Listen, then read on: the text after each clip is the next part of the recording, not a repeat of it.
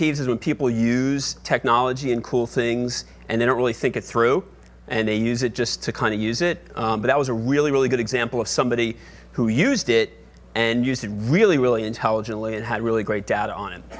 So before I do my session on the results of a pricing survey, which is very interesting, you guys know that the Event Innovation Forum was jointly produced by the Event Leadership Institute and BizBash. You all probably know what BizBash is. For those of you that don't know what the Event Leadership Institute is, I'm going to go through in about 2 minutes, just give you a quick overview. So basically, prior to starting the Event Leadership Institute, I owned an event company for about 20 years, produced a wide range of events, and then sold it to a group in Spain called the Global Events Group. And the Event Leadership Institute was something I worked on creating the type of training and education that I would have wanted my team and I to have. Something that had a lot of really good answers, really good content, and was very easily available. And so the idea is, providing a wide range of content through a wide range of delivery models that help us create better events, that help us grow our businesses and our departments. And so we deliver the content through a few different mediums. Video classes that are online and on demand cover a wide range of topics. We also have interviews with top planners. This is a picture of Mary Wittenberg, who heads up New York Roadrunners. And so we do these sort of Charlie Rose-style interviews. And she talks about producing the New York Marathon and what she thinks makes a good leader and how she manages her team and a lot of different things like that. We do live events and workshops. We also do webinars, probably about 25 a year, usually every other Tuesday, roughly. We do a number of white papers, and we'll be doing a white paper on the pricing survey, which will be coming out soon. But we have a booth outside the theater here, and you'll see we have a few of them printed out for you. And market research, which you'll hear about soon, and ebooks, which are like white papers, but with a lot more pictures. So quick example of what a class page looks like on our site. You can see about 90% of the classes qualify for CMP credits. You can't really see it, but it's the orange part on the left-hand side. And a big part of what we are proud of, we did a lot of research before launching it, and the model that we're sort of adopting is this unbundled microlearning, which is a very cool, fancy way of saying that we design each class is around 30 to 60 minutes. They're designed to be cut up into these little chapters. So you can jump right to the section that you want. So this is an example of Jess Gordon's class on affordable event design. If you just want to look at focal points, that is 2.5 minutes. You don't have to watch through the whole thing. So you can quickly get the answers that you need. We also have a download of all the slides, so you don't have to take notes. And here's a quick example of some of the topics. They cover 6 different tracks. Creativity and design is one. Business ownership and business management is another one. Event management. Strategy and ROI, a lot of which you're hearing about today. Technical production, we're really proud of our technical classes. In general, I found that planners don't quite get their arms around things that plug in, so lighting, AV, projection, et cetera. We've really done a good job to try to demystify that. Venues and destinations, and the Maverick Series interviews. We do have a promotional deal going in terms of the subscriptions. That's our pricing model. So everything's included in one price, which is the video classes, the interviews, the webinars, the ebooks, the white papers, and the research. And so people who subscribe on a monthly basis, it's up to you how you want to do it if you're interested. It's $25 per month. If you sign up at the show, we have this at all the BizBash shows. The first month is free, and you cancel whenever you want. Once you subscribe, you have unlimited access to everything. On an annual basis, which is the more economical deal, usually it's $250 per year. So we usually include 2 months free. If you sign up at the show, we include 4 months free. And there are similar discounts for people who want to do corporate plans as well. So that's ELI, and I'm happy to answer more questions about that during the break. So we did a survey which ended just a few weeks ago, and this is the first time we're announcing the preliminary results. The event leadership reached out to 2 partners to help distribute the survey. BizBash was one, and PI, which is Meeting Professionals International, was the other. So the analysis is just being done now. We're going to give you a preliminary taste of what the results were. We are doing a white paper, and the white paper will have a lot more detail. It'll probably be released within the next 2 to 3 weeks. So one of the first questions we asked was, where are people located? And as you can see, we're pretty happy. We got a pretty broad cross-section. The biggest chunk was in the Northeast, but we did get people from all over the place. EMEA is Europe, Middle East, Asia. You could throw Africa and South America in there. That's basically everyone else outside of North America. We then asked people where they work. And we wanted to get a feel of how many people have their own office that they work out of versus working at home. Because it's a big trend we're seeing right now is people, particularly in '08 when the economy fell apart and a lot of in-house corporate planners were let go, a lot of them hung out a shingle and are working from home. And so it's a big question of how important is that?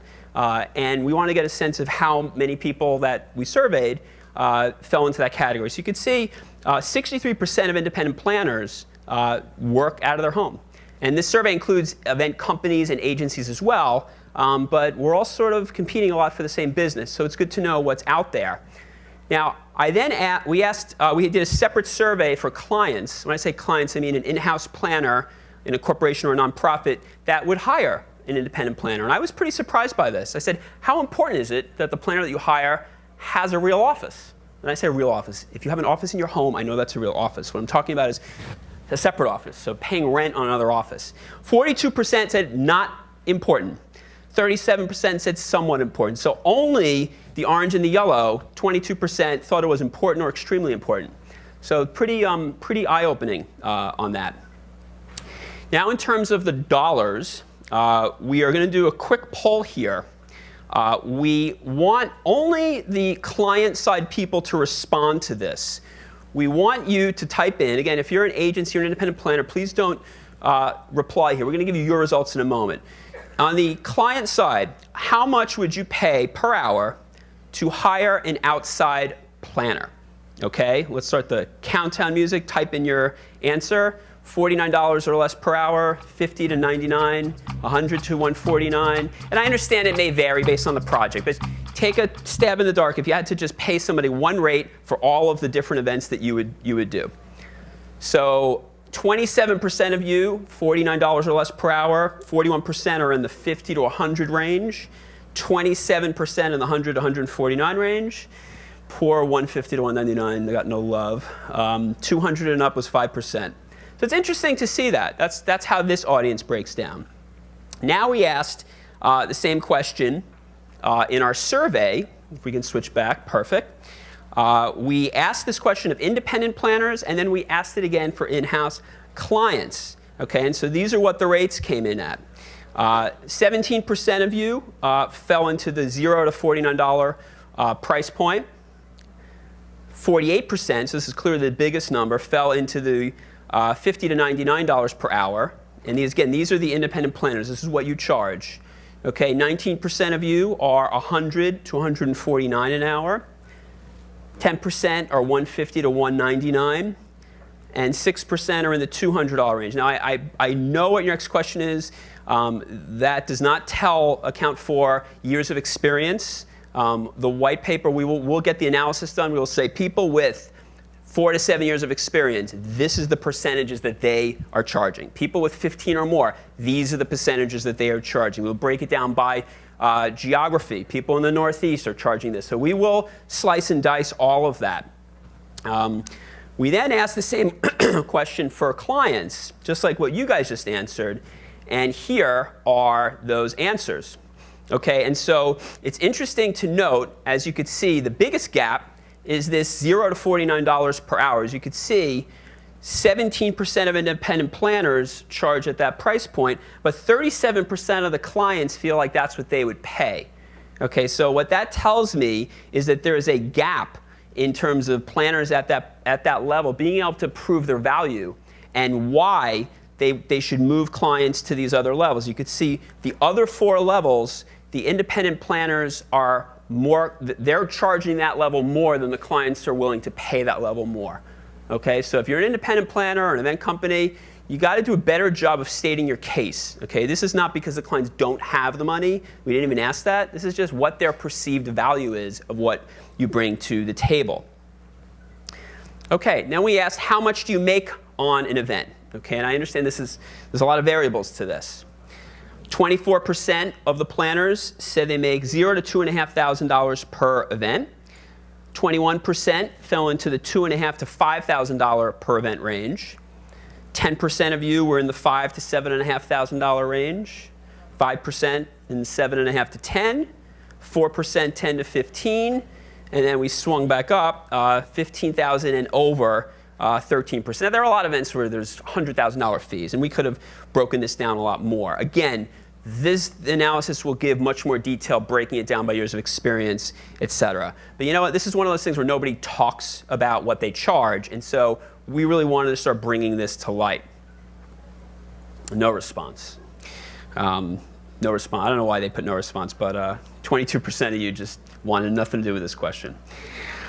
What is your annual compensation? Okay, we're really like lifting the hood up here. Okay.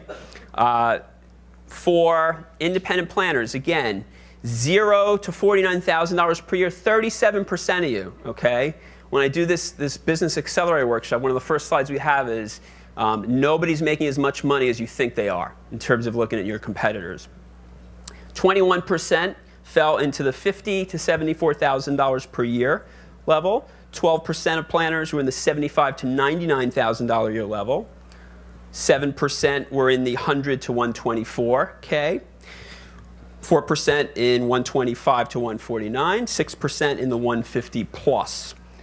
And 14% were in the no response. Okay, so you have this big little curve here. And again, bearing in mind, I would assume that as you get more experience, you will fall into these higher brackets. Although it is pretty common that people are slower to raise their rates. So you may be operating at a level that warrants $150,000 a year compensation, but often planners are charging at a lower level. They tend to be delayed in raising their rates.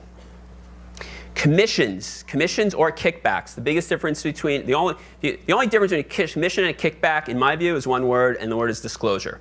Okay, lots of people make their money through commissions. Kickback is something that's perceived as under the table and inappropriate. Okay, so we're going to talk about disclosure here in a second. So we asked, how often do independent planners accept commissions from vendors? In blue, and you could see 62% of you said never, and then it goes down from there. And we asked the same thing on venues. Now, this is one of these things where I'm not totally sure of the accuracy of this, because I do think people fudge on these, as I'll explain in a second. And then we followed up and said, if you do accept commissions, do you disclose that fact? Okay. The people who said always, 32%, and most of the time, 15%, I guarantee you some of them are liars. Okay. Guarantee. It's one of those things like, how often do you go to the gym? Okay. Nobody puts down that they go less than they do. If you go to the gym twice a week, you might put twice or 3 times a week. If you go 3 times a week, you'll say 3 or 4. If you go 3 times, you will never say 2 or 1. Okay? So I think people want to say, they want to believe that they disclose, even if they don't. But for 32% to say they never disclose it, and 20% to say sometimes, I think you're playing with fire. And the reason is, we then asked the clients, if you found out that the planner or agency that you had hired was taking commissions but not disclosing them, would you care? Okay, 13% said they wouldn't care. Then we asked, I wouldn't love it, but as long as I was getting a good deal, I would hire the planner again. 37% said that. And you can guess what the last answer is. I would never hire the planner again, 50%. Okay, so you're basically taking a 50-50 chance that if your client finds that out, you've lost the piece of business. Okay, and there's one of the best things that I learned today was Andrew Klein's story about how he went in and the client was expecting $25,000 off, and you know that even if he gave the $25,000, that client was pissed off. Okay, would they have rebooked? I don't know. Okay, but the fact that he came out and said, I'll give you $35,000, it built up a lot of trust. By the same token, I think this is pretty clear. If you disclose a commission, you say this is part of our business model, pricing, blah, blah, blah, that's viewed in one way. If a client finds out about it and you hit it, it erodes the trust in the relationship. Okay, and to put the ethics aside, strictly from a business standpoint, they're going to start wondering what else are you not telling them. Okay, so that's the 2 cents on commission. From a pricing standpoint and value, okay, pricing and value are inextricably linked. And we asked the same question of independent planners and of the in-house clients. We said, how important are the following reasons for being hired? Okay, these are what the planner side said. You could see it's somewhat mixed. Ignore what the numbers mean. It's just a bit of an algorithm for us to kind of put a valuation on it. We ask people, on a scale of 1 to 5, how important, and then we kind of try to find a way to aggregate them. We then ask clients the same thing. Okay, and so the one area where there's a gap is on strategy. Okay, so as you can see, the other areas are relatively similar. There's a difference between there are more planners who think that clients want them for their strategy and guidance than the clients do. Okay, and so this is an example of independent planners who might think that their strategy is really, really valued, okay, and there's a little bit of gap between what they think it's worth, how valuable they think it is, and the client's perception of that. So that's something that independent planners do need to work on. Okay, and then we asked, from a pricing model standpoint, what is your main pricing model? Is it markups, commissions, percentage of budget, flat fee, or daily hourly fee? Okay, this was really one of the most interesting ones. Again, this does not take into account years of experience. That'll all be in the white paper. Okay, we then asked the same questions to the clients, and there are a few interesting things here. The first one, I'm sorry, I got a little cut off there, but markups and commissions fall into what I call non-disclosed fee structures. I'm not saying they're bad, but the client doesn't know what you're making. Okay, those are the two least popular by a lot among the clients. Okay, so just bear in mind, clients like disclosure. The next thing to look at is the idea of an hourly fee. Okay, there's a lot of perception out there that clients won't pay an hourly fee. And if you can get it like a lawyer, it's great because you don't waste any of your time. But what this says is that clients are probably twice as more likely to want to be charged hourly than planners are willing to do it.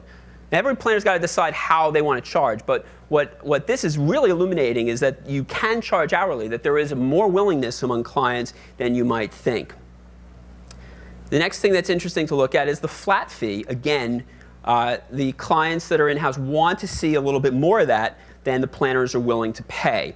And then finally, markups. There's a big gap there between what the client wants to do and what the independent planner wants to do.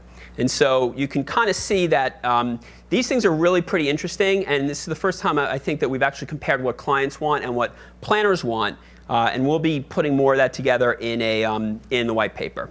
So that's the preliminary results of the Planners Pricing Survey. You guys are the first ones to hear it. So I hope you enjoyed that data. It was very illuminating. And now I'm going to let Chad come up and do the next session. Thank you. Great stuff there.